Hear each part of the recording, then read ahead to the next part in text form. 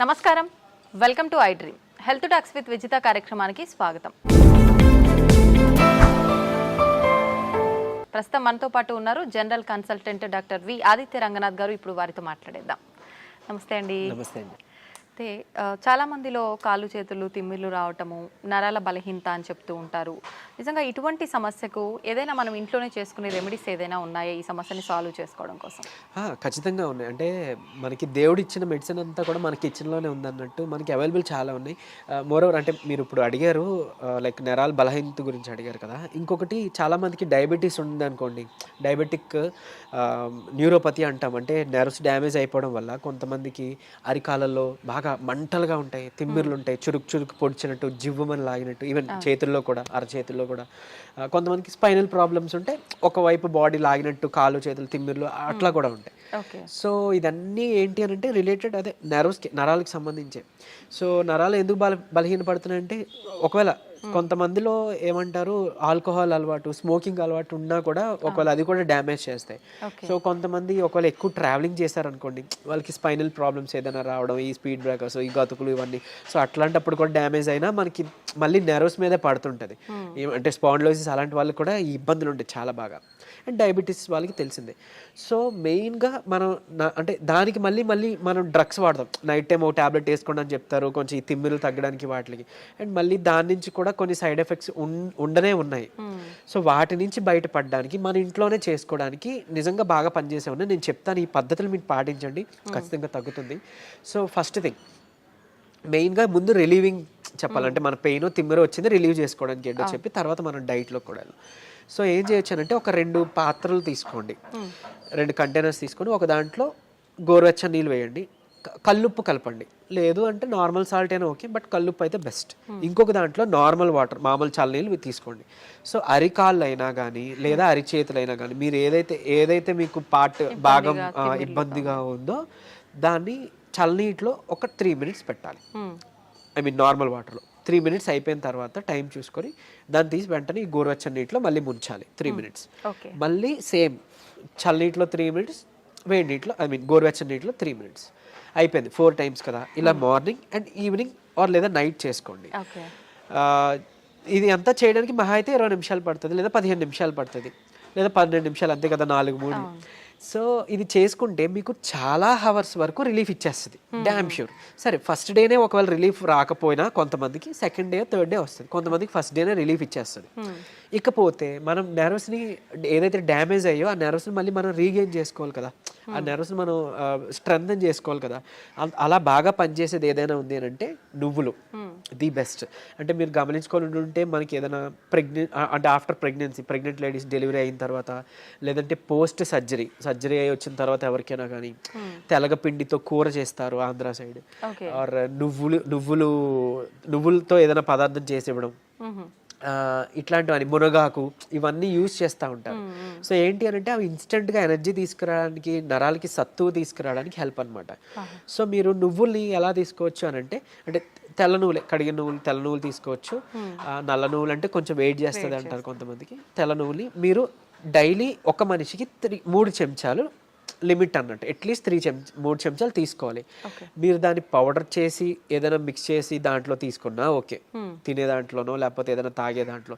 లేదు నమిలిసి తినేస్తామంటే డైరెక్ట్గా నమిలి తినొచ్చు, చక్కగా మంచిదే. తర్వాత మీరు దాంతో మన ఏమంటారు బెల్లం కలిపి నువ్వులుండ లేదా చిమ్మిలి చేసుకుంటాం, అట్లా దంచి చేసుకున్నా పర్వాలేదు, ఏదో రూపంలో ఇది తీసుకోవచ్చు. తెలగపిండి అవైలబుల్ ఉంది, తెలగపిండి కూర చేసుకుంటాం, లేదా తెలగపిండితో ఒడియాలు చేస్తుంటారు. సో అట్లా తీసుకోవచ్చు. తర్వాత ఇంకొకటి ఏంటి అని అంటే మునగాకు చాలా బాగా పనిచేస్తుంది. మునగాకు పప్పు కలిపి చేసుకుంటాం కదా, దాంట్లో ఖచ్చితంగా మీరు నెయ్యి కలపాలి, నెయ్యి కలిపి తీరాలి. నెయ్యి కలిపితేనే అందులో ఉండే పోషకాలు, న్యూట్రియంట్స్ మన ఒంటికి పడతాయి, అప్పుడు మనకి హెల్ప్ఫుల్ అన్నట్లు. సరే డైలీ మనం కర్రీ వండుకోలేం కదా అనే వాళ్ళకి ది బెస్ట్ ఏంటంటే మునగాకు పొడి రూపంలో చేసుకోవడమే. మనం ఎండబెట్టేసుకుంటాం, ఒక 4 రోజుల తర్వాత దాన్ని మనం పౌడర్ చేసుకుంటాం. మజ్జిగలో కానీ 1 చెంచా, లేదంటే నీటిలో కానీ ఒక చెంచా మునగాకు పౌడర్ కలుపుకోవచ్చు. లేదంటే మొదటి ముద్దకే మనం మునగాకు పౌడర్ కలిపి చక్కగా నెయ్యి వేసుకొని ఒక 2 చెంచాలలా కలిపి తీసుకోవచ్చు. ఇవన్నీ కూడా మనకి నరాలకి తర్వాత బోన్స్కి స్ట్రెంత్ ఇస్తాయి. ఇవన్నీ కూడా అంటే మెయిన్గా ఇవన్నీ నరాలు సత్తువకి తీసుకురావడానికి ది బెస్ట్ అన్నట్టు.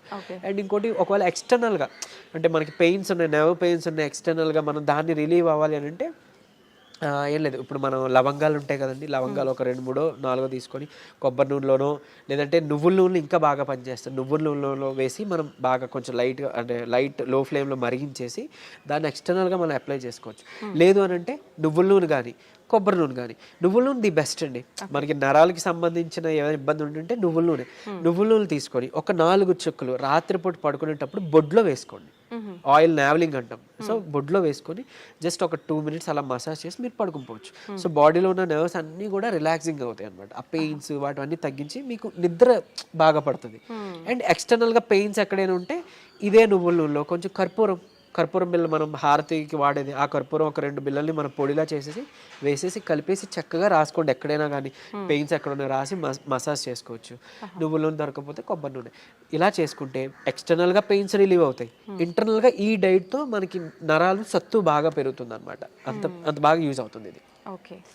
సో అలానే మనం స్పాండిలోసిస్ ఉన్న వాళ్ళు కానీ స్పైన్ ప్రాబ్లమ్స్ ఉన్న వాళ్ళలో కూడా ఈ నరాలు లాగినట్టు జిమ్ అన్నట్టు అని మాట్లాడుకున్నాం కదా. అంటే కొంతమందికి ఒక సైడ్ ఉంటుంది పాపం, కొంతమందికి 2 సైడ్ కూడా ఉంటుంది. సో అయితే ఇక్కడ ఒక చిన్న టిప్ ఏంటి అని అంటే అలాంటి వాళ్ళకి అంటే చిన్న ఎగ్జైట్ అంటే బాడీలో ఒక చిన్నది ఏదైనా స్టిమ్యులస్ వచ్చినా కూడా వాళ్ళకి కరెంట్ షాక్లా అనిపిస్తుంటుంది అనమాట. సో అలాంటి వాళ్ళకి వాటర్ తాగే పద్ధతి ఒకటి ఉంది.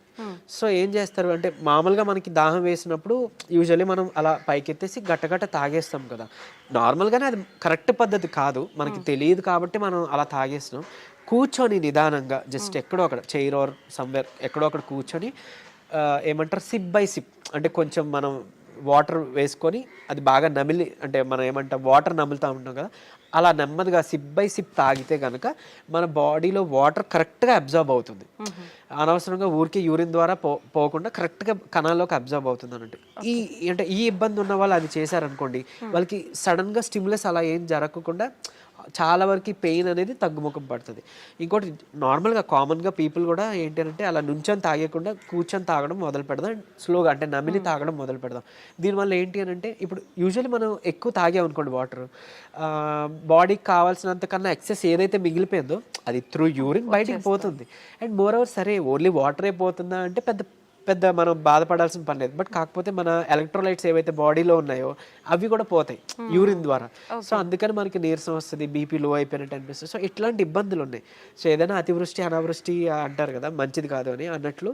సో అందుకే ఈ పద్ధతిలో తీసుకున్నాం అనుకోండి కొంచెం మన బాడీకి హెల్త్ బాగుంటుంది. అండ్ ఈవెన్ పొద్దున్న లేచిన వెంటనే 1 లీటర్ వాటర్ తాగి అలవాటు చేసుకొని ఒక 1 అవర్ తర్వాత మళ్ళీ 1 లీటర్ వాటర్ తాగి ఇంకా అక్కడతో అయిపోయింది. మిగిలిన టైం అంతా డే నుంచి నైట్ వరకు కూడా మీకు దాహం వేస్తేనే తాగండి. ఒక గ్లాస్ వాటర్ ఎంతో, ఎక్కువ తాగాల్సిన పని లేదు. అంటే ఎక్కువ వాటర్ తాగితే మనకి మంచిదని విన్నాం కదా, ఆ ఎక్కువ తాగేది ఇలా తాగమని, అంతేగాని తాగిన ప్రతిసారి ఎక్కువ తాగడం అది మంచి పద్ధతి కాదు. దాదాపు 4 నుంచి 5 లీటర్లు తాగాలి అంటుంటారు కదా సార్. అలా ఏం లేదండి, అంటే 3.5 లీటర్ ఆర్ 4 లీటర్ సరిపోతుంది. మన ఈ పద్ధతిలో తాగితే అంతే వస్తుంది.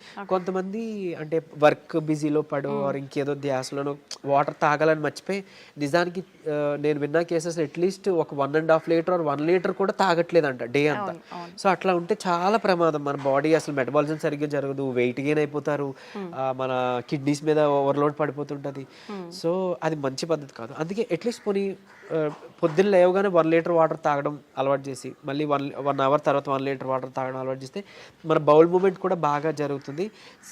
ఏమంటారు టాక్సిన్స్ అన్నీ కూడా మన మలం ద్వారానే పోవాలి. మన గట్ క్లియర్ అయిపోయింది అనుకోండి, మన కాలన్ మన గట్ క్లియర్ అయింది అనుకోండి, అందులోంచి ఆల్మోస్ట్ 90% ఆఫ్ టాక్సిన్స్ పోతాయి. అక్కడే 95% ఆఫ్ రోగాలు పోతాయి, దోషాలన్నీ పోతాయి. సో అది క్లియర్ చేసుకోలేకపోతున్నాం కాబట్టి ఇబ్బందులు అన్నీ వస్తాయి. సో ఈ పద్ధతి పాటిస్తే ఓవరాల్ అంతా బాగుంటుందండి. ఓకే, థ్యాంక్ యూ అండి, థ్యాంక్ యూ వెరీ మచ్.